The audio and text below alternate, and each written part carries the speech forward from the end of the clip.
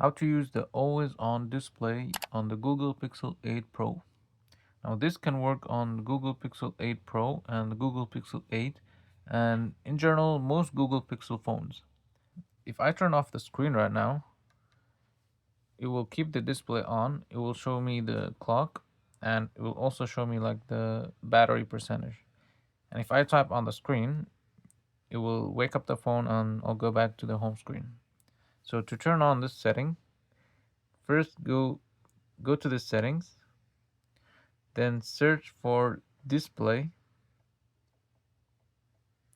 click on display, then click on lock screen, then scroll down till you find the option that says always show time and info.